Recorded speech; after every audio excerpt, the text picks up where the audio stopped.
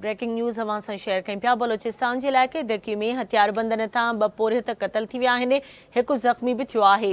हथियारबंदनि दके tribal coal mines area में हमलो कयो। पुलिस जो चवणु आहे हथियारबंदनि जी फायरिंग में 2 पोरियत मारिजी विया, 1 ज़ख़्मी थी पियो। मारिजियल पोरियतनि में करीमुल्ला, दौलतज़ई ऐं नईम शामिल आहिनि।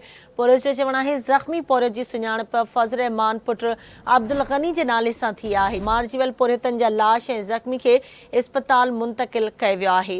ब्रेकिंग न्यूज़ अवां सां शेयर कयूं पिया। बलोचिस्तान जे इलाइक़े दकी में हथियारबंदनि तां 2 पोरियत क़तल थिया आहिनि, 1 ज़ख़्मी थी पियो आहे। हथियारबंदनि दकी ट्राइबल कोल माइंस एरिया में हमलो कयो। पुलिस जो चवणु आहे हथियारबंदनि जी फायरिंग में 2 पोरियत मारिजी विया, 1 ज़ख़्मी थियो आहे। तफ़सील मालूम कंदासीं कोयटा मां आवाज़ जे रिपोर्टर आज़ाद बलोच खान। जी आज़ाद, कहिड़ा तफ़सील आहिनि हिन हवाले सां?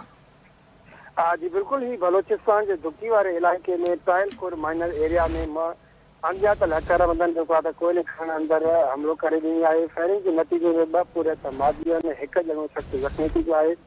इतला मिलण ते पुलिस ऐं सिक्योरिटी फोर्स जा एहलकार वाक़े वारनि पहुची करे इलाइक़े खे कड़ो चाढ़े हथियारबंद जे घेरे में आने हथियारबंदनि जो जवाबी फायरिंग हथियारबंद वाक़ई बाद फरार थी विया आहिनि।